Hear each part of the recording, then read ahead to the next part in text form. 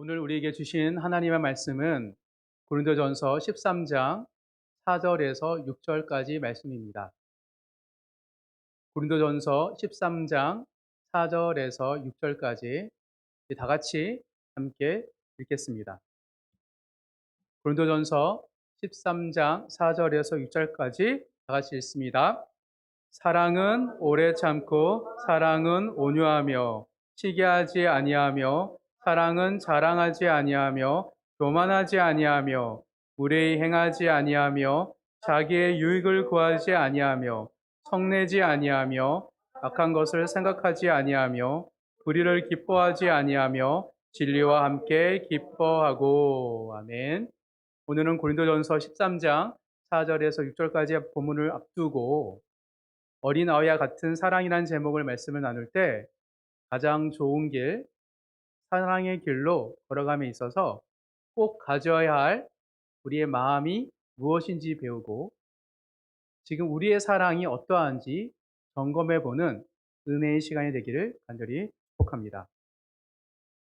고린도전서 13장 4절에서 6절까지의 본문은 다음 주부터 3주 동안 살펴볼 예정입니다. 온유한 인내, 시기하지 않은 겸손, 이타적인 거룩이라는 세 가지 사랑의 특징을 가지고 다음 주부터 3주 동안 살펴보겠습니다. 그리고 오늘은 이 세 가지 사랑의 특징을 살펴보기에 앞서서 우리의 안에 있는 사랑에 대한 우리의 태도와 마음가짐을 점검하는 말씀이 되길 간절히 소망합니다. 이를 통해서 사랑으로 삶을 살아내시는 모든 성도님 되시길 주님 이름으로 축복합니다. 자녀 양육 관련 여러 도서 중에 너무 사랑해서 아픈 부모에게라는 책이 있습니다.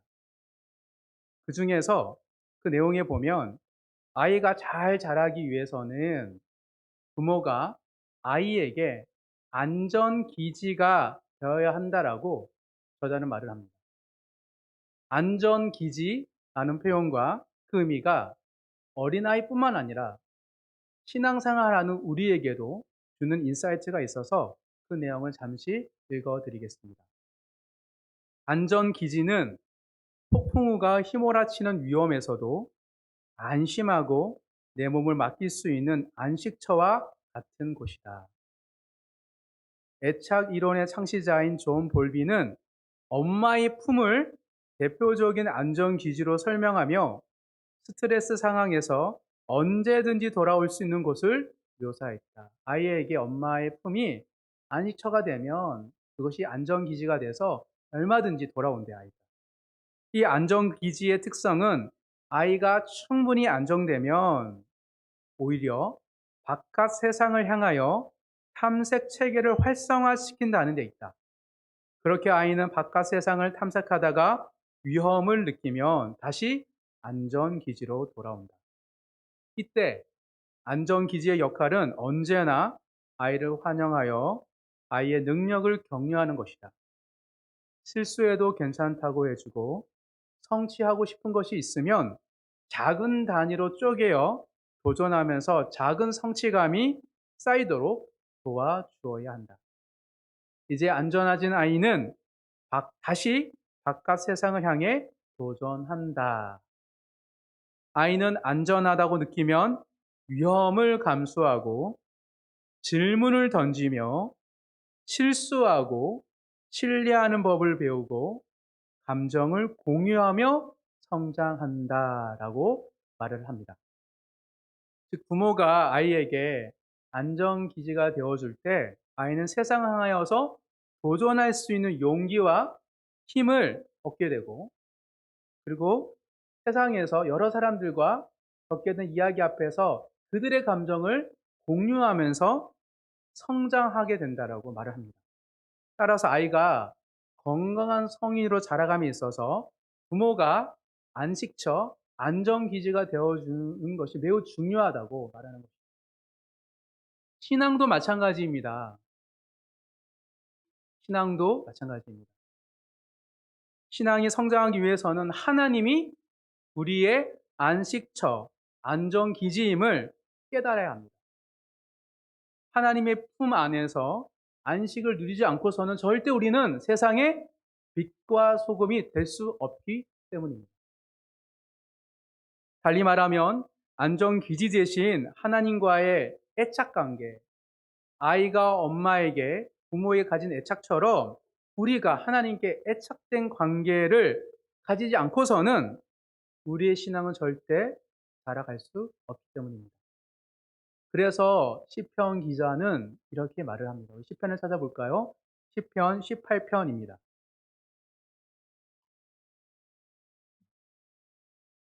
시편 18편 1절, 2절 다 같이 한번 읽어 보겠습니다. 시편 18편 1절, 2절입니다. 다 같이 읽습니다.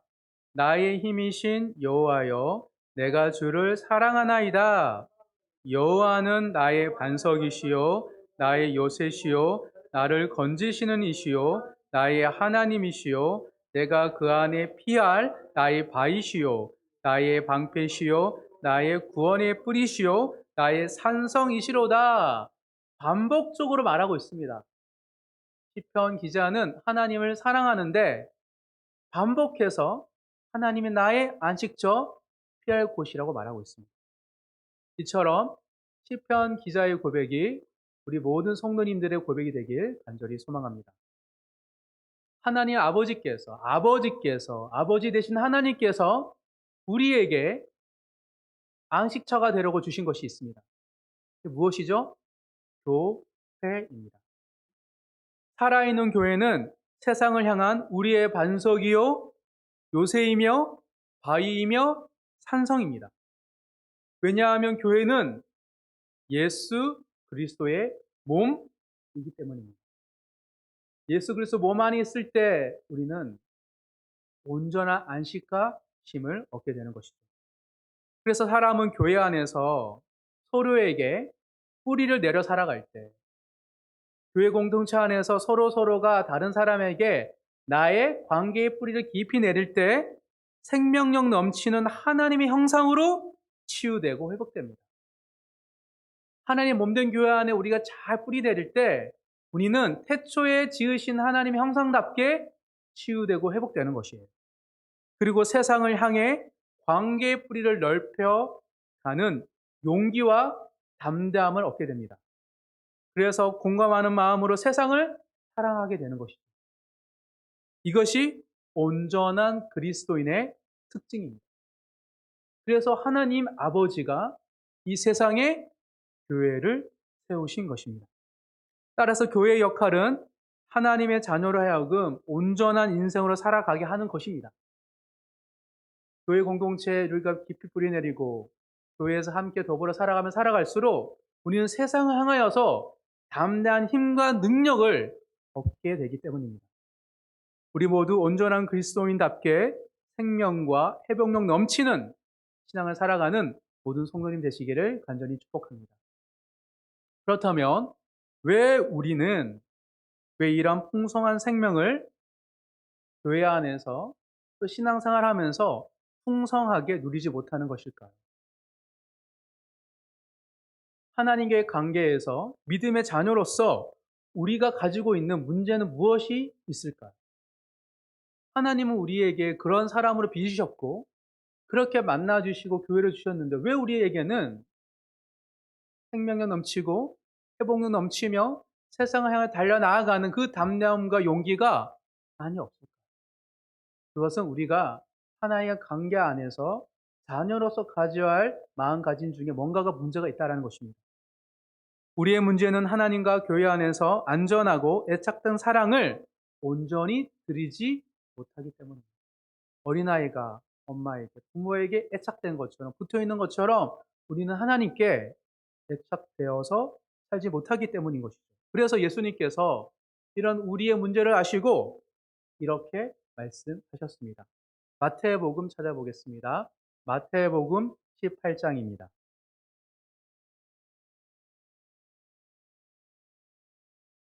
마태복음 18장 1절에서 4절까지 제가 한 절, 여러분이 한 절 함께 번갈아 가면서 읽어보겠습니다.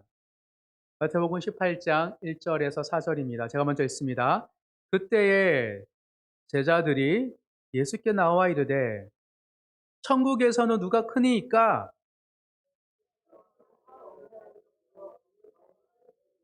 이르시되 진실로 너에게 이르노니 너희가 돌이켜 어린 아이들과 같이 되지 아니하면 결탄코 천국에 들어가지 못하리라.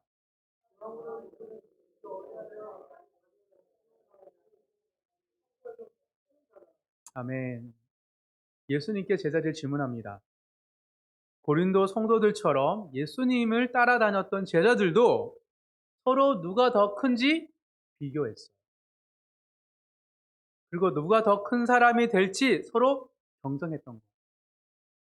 그래서 결국 예수님께 물어봅니다.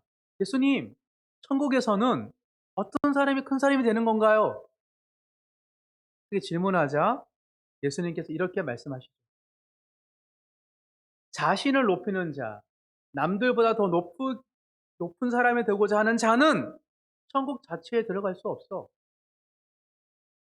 오히려 어린아이 같이 자기를 낮추는 사람만이 천국에 들어가고 천국에서 큰 자가 될 거야. 라고 말씀하십니다. 그렇다면 예수님이 말씀하시는 어린아이 같이 자기를 낮추는 사람은 어떤 사람이죠? 여기서 어린아이처럼 자기를 낮춘다는 의미는 어린아이들은 철저하게 부모 옆에 붙어 있습니다. 의존해서 살아가는 것이 어린아이의 특징이기 때문입니다. 어린아이는 부모 없이는 살아갈 수 없습니다.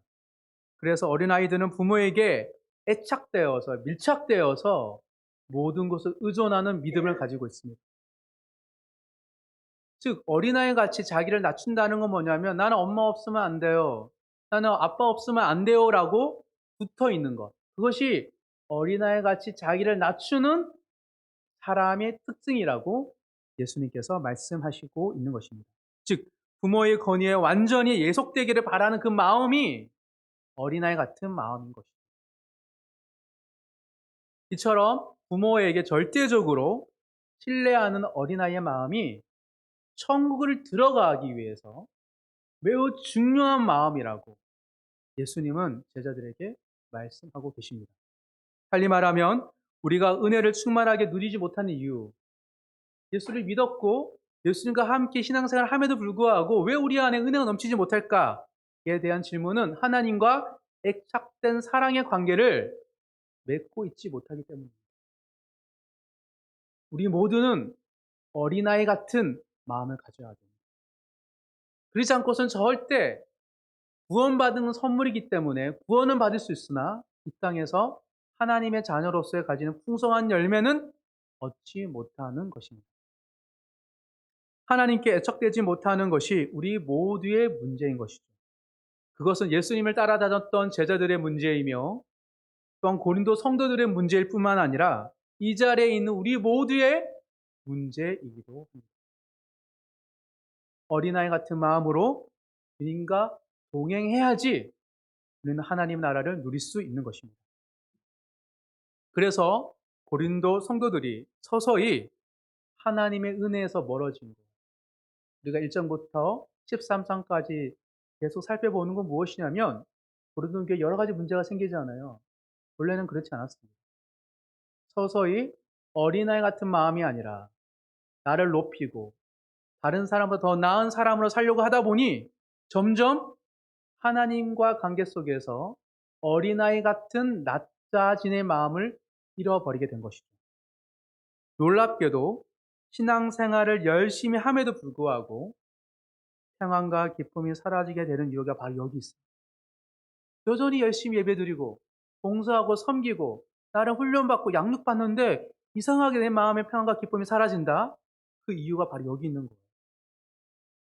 종교적인 열심으로는 풍성한 열매를 온전히 누릴 수 없기 때문입니다. 오직 하나님과 교회에 애착된 어린아이 같은 믿음만이 풍성한 열매를 맺고 얻을 수 있기 때문입니다. 그렇다면 어떻게 하면 우리의 신앙이 어린아이 같은 믿음과 사랑으로 다시 새롭게 될 수 있을까요? 하나님과 교회 안에서 참된 안식과 쉼을 얻기 위해서 어린아이 같은 마음이 필요한데 우리의 신앙이 어린아이 같은 애착 믿음이 되기 위해서 꼭 기억해야 할 두 가지 사실에 대해서 함께 살펴보면서 나 자신이 가지고 있는 믿음과 사랑을 점검해 보는 오늘 이 시간 되길 간절히 소망합니다. 첫 번째입니다. 하나님과 교회가 우리의 안전 기지가 되기 위해서는 첫 번째, 우리의 종교적 열심의 동기가, 종교적 열심에 신앙을 열심히 살아가는 그 동기가 사랑이 아닐 수 있다라는 사실을 알아야 됩니다. 그리고 열심히 신앙생활 하는 것이 꼭 하나님을 사랑해서가 아님을 알아야 된다는 거예요. 그 고린도전서 13장 3절을 한번 읽어보도록 하겠습니다. 지난주 본문 마지막 절이죠. 고린도전서 13장 3절 다 같이 읽습니다. 시작. 내가 내게 있는 모든 것으로 구제하고 또 내 몸을 불사르게 내줄지라도 사랑이 없으면 내게 아무 유익이 없느니라. 13절은 크게 두 가지를 이야기하고 있습니다. 내게 있는 모든 것으로 구제한다는 의미는 사람이 할 수 있는 가장 큰 외적인 업적입니다. 내 안에 있는 모든 것을 구제한다, 돕는다, 누군가에게 헌신한다. 그것은 신앙생활을 하면서 너무 중요한 구제 사역, 업적을 이야기하고 있습니다. 초대교회는 서로 돌보면서 가난한 자들을 위해서 구제하는 것을 중요한 것으로 여겼습니다. 그래서 사도 이해에 집사라는 직분인 세워져는 가정에서도 구제 사역을 하기 위해서 집사가 세워진 것을 볼 수 있습니다. 그만큼 초대교회에서 구제는 중요한 가치였습니다. 아무리 위대한 구제와 업적을 한다 하더라도 그 두 번째는 내 몸을 불사르게 내줄지라도의 의미는 가장 큰 고난과 희생을 의미합니다. 즉 고난은 예수를 믿음으로 말미암아 고난을 당하잖아요. 근데 그 고난 중에서도 죽는 고난이 가장 큰 고난인데 그것도 어떻게 죽냐면 산채로 불에 타 죽는 가장 극심한 고난, 희생을 당한다 할지라도 말하고 있습니다. 즉 가장 큰 신앙의 업적과 가장 큰 신앙의 희생이 있다 할지라도 무엇이 없으면 사랑이 없으면 아무것도 아니라고 말하고 있는 거예요. 사람들은 가장 인정하는 것이 바로 이 업적과 희생입니다. 보통 사람들은 다른 사람들을 향한 자신의 진심을 표현할 때 나와 그 사람 사이에 내가 한 업적과 희생을 얘기합니다. 부모는 자식에게 내가 너를 잘 키우기 위해 어떤 학원을 보냈는데 없죠? 어떤 걸 희생했는지 알아? 희생을 이야기합니다. 회사에서 동료는 동료에게 우리 팀의 성과를 위하여서 나는 어떻게 일했는지 알아? 자기 업적을 이야기하고 내가 어떤 희생을 했는지 알아? 라고 자기 희생을 이야기하죠. 또 연인이 연인에게 내가 너를 사랑해서 어떤 이벤트를 준비했고 어떤 희생을 했는지 알아? 라고 우리는 끊임없이 나의 진심을 어필하기 위해서 내가 한 업적과 희생을 통하여서 나의 진심을 말하긴 것이 익숙합니다. 인간은 모든 관계에서 자신의 업적과 희생을 통하여서 자신의 진심과 가치를 증명하려고 하기 때문이죠.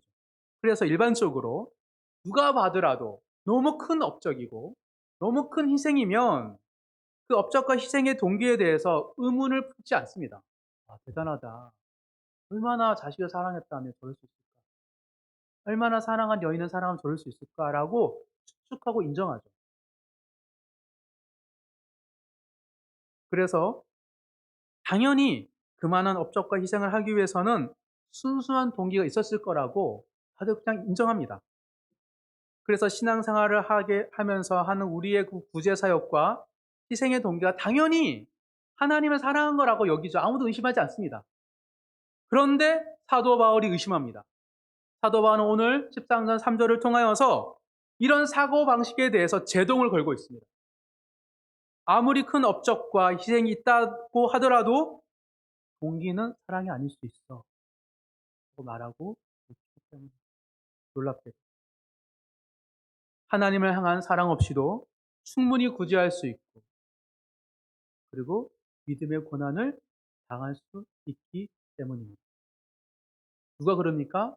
구약의 요나 선지자가 대표적인 인물입니다. 그는 하나님을 믿고 하나님과 친밀한 관계였어요. 그럼에도 불구하고 하나님께 순종하기보다 죽기까지, 바다에 빠져 죽기까지 불순종하기를 의도적으로 선택합니다. 왜냐하면 원수인 니느웨가 정말 싫었고 미웠기 때문입니다. 하나님께서 니느웨 성을 구원하려고 하니까 그들이 영적으로 회복하는 걸 볼 바에야 차라리 바다에 빠져 죽기를 그는 선택합니다. 어떻게 하나님을 따르는 선지자가 이룰 수 있을까요? 요나에게 하나님은 온 민족의 하나님이 아니라 이스라엘 민족의 하나님이었기 때문입니다. 그래서 니느웨의 하나님을, 니느웨를 구원하고 회복시키는, 니느웨를 사랑하는 하나님을 절대 인정하고 싶지 않았던 거예요. 나를 위한 하나님은 되지만, 나의 가족의 하나님, 나의 공동체 하나님은 되지만 원수, 미워하는 사람의 하나님이 된다는 것은 죽기보다 싫었던 거예요. 놀랍게도 이런 불순종도 하나님이 정말 사랑의 하나님이심을 아는 사람이 하는 거예요. 하나님 모르는 사람을 불순종하는 선택을 하지 않습니다. 즉, 요나는 하나님의 사랑인 줄 알았어요. 그런데 하나님을 불순종합니다. 놀랍게도 사탄도 하나님 너무 잘 압니다.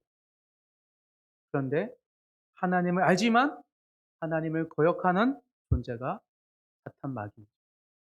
지금 요나는 사탄처럼 행동하고 있습니다. 요나 선지자가 우리의 종교적 열심이 하나님의 사랑이 아닐 수 있다는 사실을 보여주고 있는 사람입니다. 이처럼 우리는 가족과 민족을 위하여 신앙생활을 하기도 하고요. 종교적 성공과 도덕적인 성취감 때문에 종교적 열심을 낼 수도 있습니다. 그래서 서로를 비교하면서 때로는 이방 민족과 나그네를 반기지 않는 거예요. 불편하니까. 오히려 이방인을 구원하신 하나님께 화를 내고 역적을 낼 수 있습니다. 요나처럼. 그런데 선지자 요나만이 그럽니까? 아닙니다. 우리 모두의 마음에 이런 일들이 일어나고 있습니다. 그래서 이런 우리의 문제를 C.S. 루이스는 그의 책 4가지 사랑에서 이렇게 말합니다. 제가 읽어드리겠습니다. 우리는 오직 하나님께만 드려야 할 무조건적인 헌신을 인간적 사랑에 바쳐버릴 수 있습니다. 하나님께 드려야 할 무조건적인 헌신을 인간적 사랑에 바칠 수 있대요. 그러면 그 사랑은 신이 될 것입니다.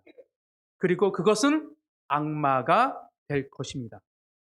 그러면 그것은 우리를 파멸시킬 것이며 그 자신 또한 파멸될 것입니다. 왜냐하면 신의 자리를 허용받은 인간적 사랑은 사랑 그 자체로 남아 있을 수 없기 때문입니다. 라고 말을 합니다. 즉 하나님께 드려야 할 그 사랑을 우리는 하나님을 사랑하고 하나님 예배할 존재로 창조되었기 때문에 우리는 드릴 게 있어요. 하나님께. 그런데 그 사랑을 다른 것들에 향할 때 그것은 우상이 됩니다. 이처럼 하나님께서 우리에게 주신 부와 하나님 부를 주셨습니다. 명예와 가족과 회사 등 이 좋은 것들이 원래 있어야 할 자리가 아니라 하나님의 자리에 오게 되면 하나님의 선물은 우상으로 변질되는 것입니다. 대체로 우리에게 유익하고 좋은 것들이 하나님의 자리에 앉게 되어서 우상이 되기 마련이고 싶습니다. 그래서 예수님께서 베드로에게 이런 말을 하시죠. 사탄아, 내 뒤로 물러가라! 라고 베드로에게 말합니다. 찾아볼까요? 마가복음 8장입니다.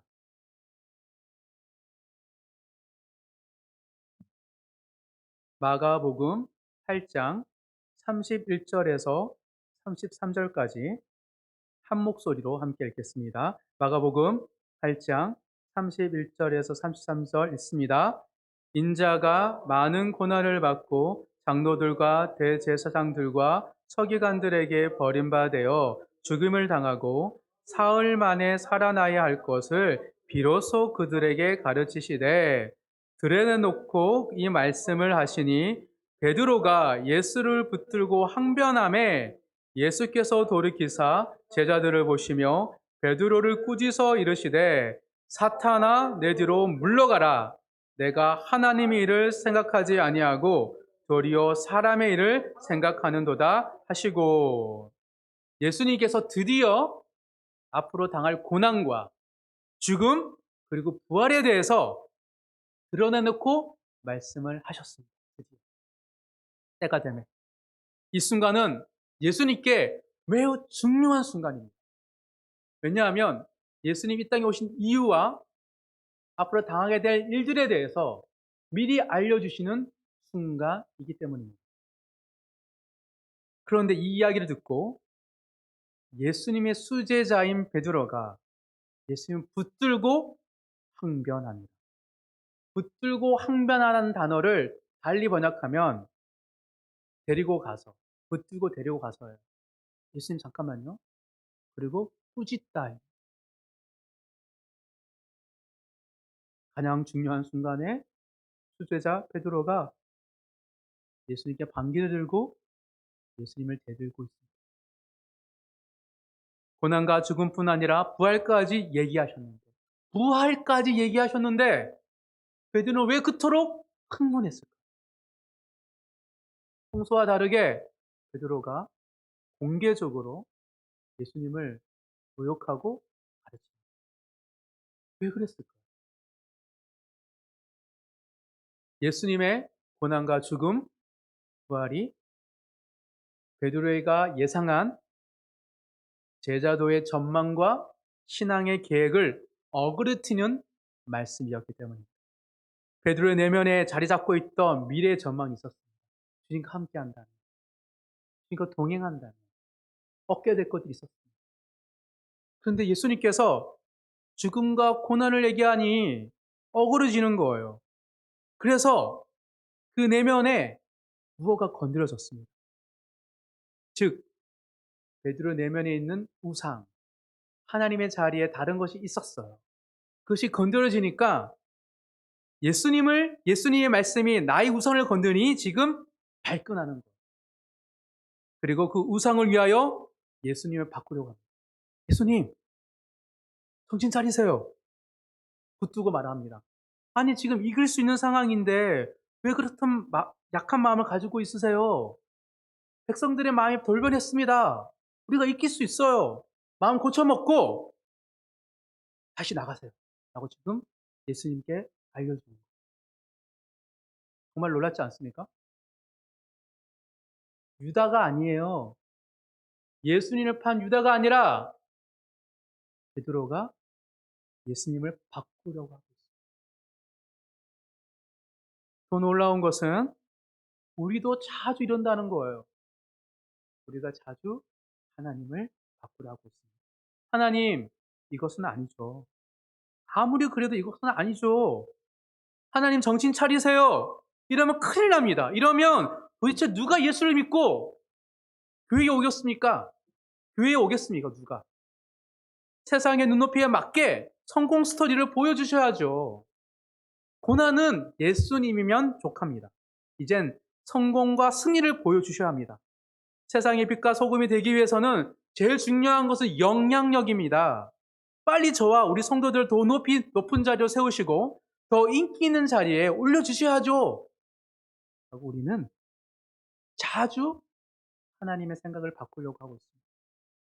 하나님께 항변하고 하나님을 대안을 제시하는 것입니다. 이것이 바로 우리 인생의 왕좌에 자리 잡고 있는 것이 하나님이 아니라 다른 무엇이라는 증거입니다. 하나님이 아니라 다른 그 무엇이 우리를 예속하고 통제하고 있으니까 하나님을 바꾸려고 하는 거예요. 그래서 하나님의 말씀에 복종하기보다 하나님의 뜻과 계획을 수정하고 바꾸려고 부단히 노력을 하고 있는 거예요.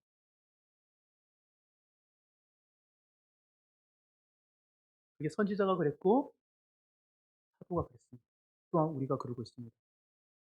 C.S. 루이스가 말한 것처럼 하나님께 드릴 무조건적 헌신의 자리에 인간적 사랑인 나의 전망과 나의 생각들을 차지하게 되면요, 베드로처럼 예수님을 비난할 수 있습니다. 때론 요나처럼 나의 생각이 다른 하나님으로부터 멀리 도망가고 또 무슨 일이 있어도 절대 기도하지 않습니다. 요나서를 보면요. 요나 절대 기도하지 않아요. 언제까지? 물고기 뱃속에 갇히기까지. 그때 기도. 놀랍죠? 통화치고 사람이 죽어가고 있는데 빠질 때까지 기도 안 해요. 이 고집과 아집이 장난 아닙니다. 어찌해서 회개하고 회심했어요. 물고기 뱃속에서. 왜 기도밖에 할 게 없거든요. 그래서 좀 은혜를 받아서 기도하니까. 네, 회개해요, 하나님께. 물고기 뱃속에 토해내고 이내까지 갑니다. 복음을 전해요. 근데 원수가 구원받고 은혜 받는 것을 보면 속이 뒤집혀집니다. 결국에는 하나님께 짜증내고요. 신경질내요.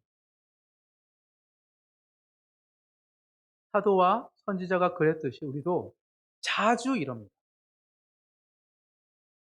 이처럼 베드로와 요나가 당당히 하나님을 대적하는 말을 할 수 있는 배경에는 그들의 종교적 열심이 있었습니다. 그들은 그 누구보다 종교적 열심이 강했던 사람입니다. 그래서 자신을 내가 이것도 했고 저것도 했고요. 나도 다 안다 그래요. 그 종교적 열심의 장막 뒤에 우상이 숨어 있는 것을 못 보기 때문에. 우상은 기본적으로 숨어 있습니다. 그렇게 그들이 가진 울분이, 화가 하나님을 위한 것으로 스스로 착각한 거예요. 나 이렇게 종교적 열심히 있고, 나 열심히 살아갔는데, 내가 화나고 열받는 거는 하나님을 위한 것이라고 당당하게 하나님께 얘기하는 거예요. 실상은 하나님을 대적하는 사탄의 말과 행동을 하고 있음에도 불구하고 난 여전히 하나님을 사랑한다라고 착각할 수 있습니다. 세상을 향해 아파하시는 그 하나님과 니느웨 사람들이 죽어가는 걸 아파하시고 예수님처럼 누군가를 위해서 죽기까지 사랑하는 그 마음을 공감을 못하고 마치 정의와 공의의 대변인 것처럼 이건 아니죠 하나님, 공의와 정의가 무너지는 거잖아요 얘기하며 스스로 속이는 자가 되는 것이 바로 요나와 베드로였습니다. 우리가 꼭 기억해야 하는 사실이 여기에 있습니다.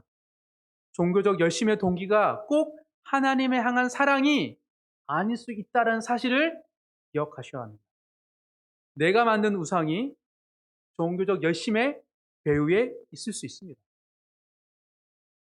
우리의 모든 종교적 열심의 배후에 항상 하나님 향한 사랑이 있는 것은 아니라는 사실을 꼭 기억하시는 모든 성도님 되시길 주님의 이름으로 축복합니다. 두 번째입니다. 하나님과 교회가 우리의 안전기지가 되기 위해서는 두 번째 사실 우리의 사랑이 그럼 도대체 어디에 있는지를 살펴봐야 됩니다. 내가 하고 있는 종교적 열심이 사랑이 아니라 내 안에 있는 우상이라면 도대체 내 사랑은 어디로 향해 있지? 왜냐하면 사랑은 하나님 주셨는데 살펴야 됩니다.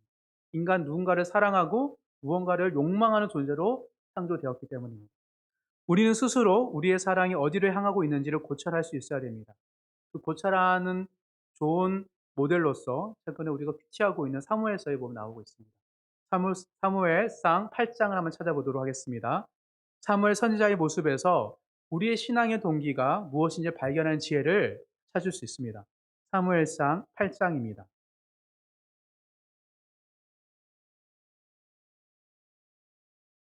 사무엘상 8장 4절 5절 먼저 읽겠습니다. 사무엘상 8장 4절 5절 있습니다. 시작.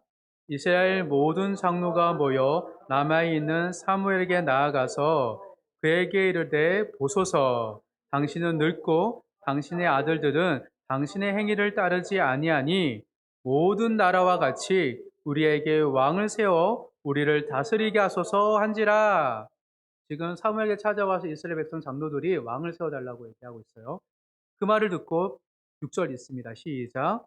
우리에게 왕을 주어 우리를 다스리게 하라 했을 때에 사무엘이 그것을 기뻐하지 아니하여 여호와께 기도하매. 사무엘이 그 말을 듣고 기쁨이 안 생겼어요. 그래서 하나님께 기도합니다.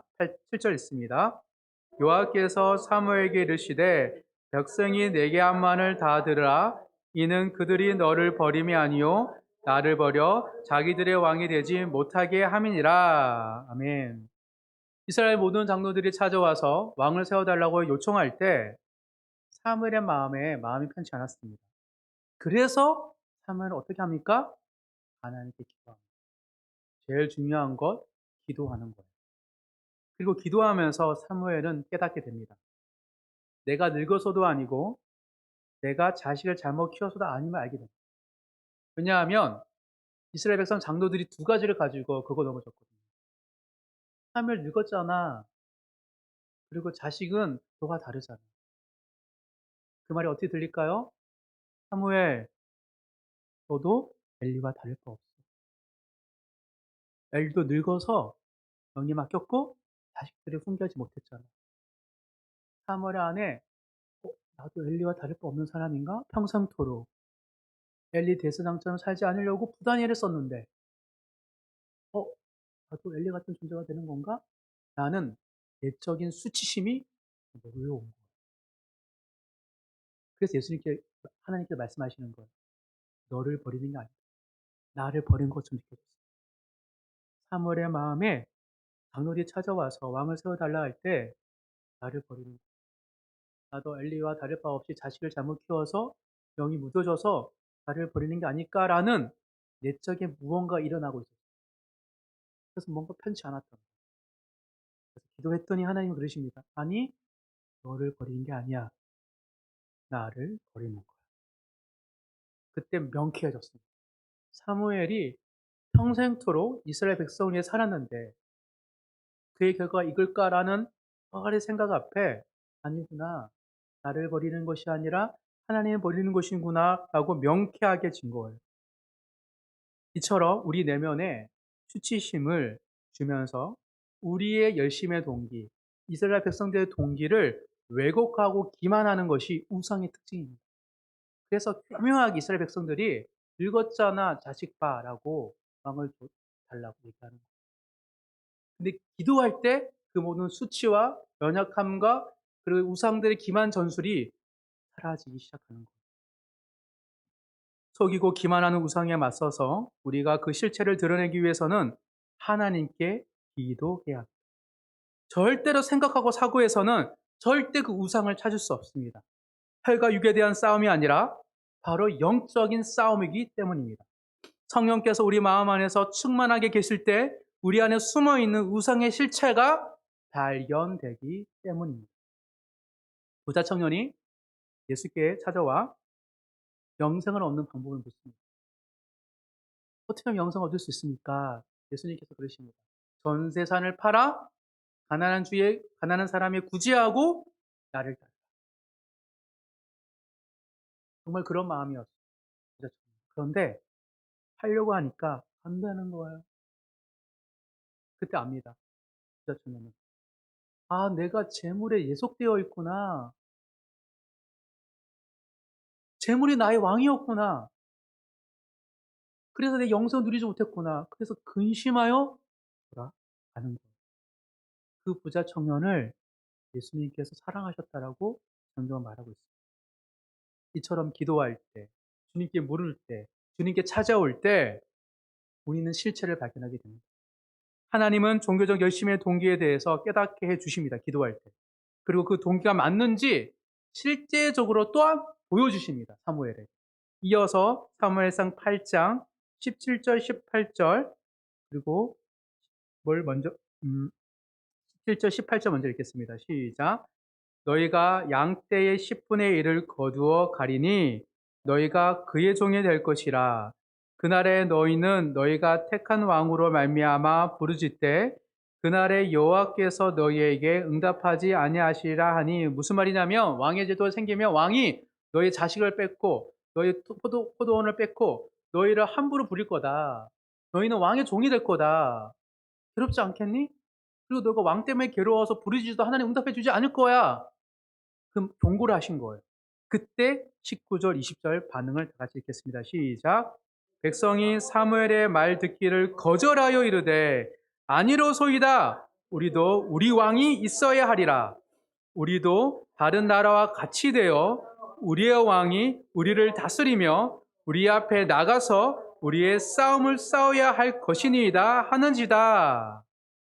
드디어 실체가 드러납니다. 사무엘로 하여금 너를 버린 것이 아니라 나 하나님을 버렸다는 것을 깨닫게 해주시는 거예요. 왜요? 왕 때문에 고생당한 걸 알면도 불구하고 응답받지 못한 인생보다 차라리 인간왕을 구하게 되는 이스라엘 백성들의 모습을 보았기 때문에 이상하지 않으세요? 하나님께 응답받는 인생이 제일 좋지. 내 눈에 보이는 그것, 돈, 물질, 권력, 왕이든 간에 나를 다스리는, 나를 예속케 하는 그것이 더 소중합니까? 소중하다. 그리고 나서 어떤 말을 튀어나오는지 아십니까? 백성들의 입술에 다른 나라와 같이. 나 하나님 나라 원하지 않아. 나 하나님의 교회 원하지 않아. 그 얘기를 하는 거예요. 다른 나라와 같이 우리의 왕이 우리의 싸움을 싸우도록 할 것이다. 하나님의 나라와 하나님의 싸움이 아니라 우리의 왕이 우리의 싸움을 싸우게 할 것이다. 라고 말하고 있습니다. 하나님이 벌었습니다. 이스라엘은 하나님이 세우신 제사장 나라입니다. 근데 그것을 거부한 것입니다. 이젠 더 이상 하나님 위해서가 아니라 우리를 위해 싸울 왕을 선택한 것이에요. 그래서 우리도 우리 왕이 있어야 하리라! 라고 고집을 매번 하나님께 부르짖어야 사사를 보내주셨던 제사장 나라에서 이젠 하나님을 부르짖지 않아도 우리를 위해 싸울 왕이 있는 나라로 살고 싶다라는 것이 이스라엘 백성들의 선택인 것입니다. 너무나 어리석은 행동입니다. 그런데 우상에게 지배당하고 인생의 왕제에 우상이 자리 찾으면 이렇게 우매한 행동과 삶을 살아가는 것이 특징입니다. 그래서 팀 켈러가 이렇게 말합니다. 어떤 사람은 자신의 이성과 재주를 믿고 삶을 대처한다. 어떤 사람은 훌륭한 지도자나 사랑하는 이에게 매사를 의지한다. 문제는 그런 산성이 금방 함락된다는 데. 우리 지성과 예지력은 유한하다. 사랑하는 이는 언젠가 죽는다. 그러면 우리는 무방비 상태로 납니다. 실제로 그렇지 않습니까? 내가 나를 의지했던 그 삶이 다 박살나지 않으세요? 그러나 우리가 하나님을 순전히 경외하며 그분의 자유롭고 지혜로운 계획에 궁극적 소망을 둔다면 아무것도 우리를 무너뜨릴 수 없다. 이렇게 하나님을 의지하고 신뢰하는 것은 견고한 산성과 같다라고 팅켈러 목사님은 말하고 있습니다.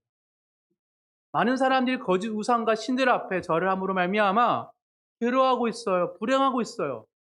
근데 여전히 인생의 왕자에 하나님께 드리지 못하는 거예요. 사무엘이 그랬듯이 우리의 내면이 거룩하신 하나님의 초소가 되기 위해서는 하나님께 찰싹 달라붙어 기도해야 됩니다. 또 하나님 정말 뜻이 무엇입니까? 무엇이 진짜이고 거짓입니까? 내 마음에 일어나는 일들, 백성들의 마음에 일어나는 일들이 무엇이 참이고 거짓입니까? 물을 때 하나님 보여주셨어요. 나를 하나님이 버린 것이고. 이렇게 하나님은 분명히 말씀해 주시고 우리에게 경고하신 하나님이십니다. 그렇다면 우리의 삶에 얼마나 많은 우상과 신들이 있을까에 대한 질문을 던져야 되겠죠. 왜 하나님을 그렇게 예배하고 섬기지 못한다면 한 주 내내 우리가 주님과 동행하는 삶을 살지 않았다면 무엇이 우리를 이끌었던 것이거든요. 그거에 대해서 제임스 스미스가 습관은 영성이다 하는 책에서 우상에 대한 통찰력 있는 말을 하고 있습니다. 읽어드리기 잘 들으세요. 당신이 사랑하는 바가 바로 당신이다. 이 말은 당신이 예배하는 바가 바로 당신이다라는 말 같다. 우리는 사랑하는 대로 닮아가고 예배하는 대로 닮아가기 때문에 우리가 사랑하는 것이 우리고 우리가 예배하는 것이 우리라는 말이에요. 위대한 종교개혁자 마틴 루터는 이렇게 말한다. 당신의 마음이 집착하고 신뢰하는 것이 무엇이든 그것이 진정한 당신의 신이다 라고 마틴 루터는 말을 합니다. 우리가 예배하는 바가 곧 우리가 사랑하는 바이기 때문에 우리는 우리가 예배하는 바가 된다. 즉 내가 시간을 보내고 내가 그걸 자꾸 말을 하고 묵상하는 그것이 나래요.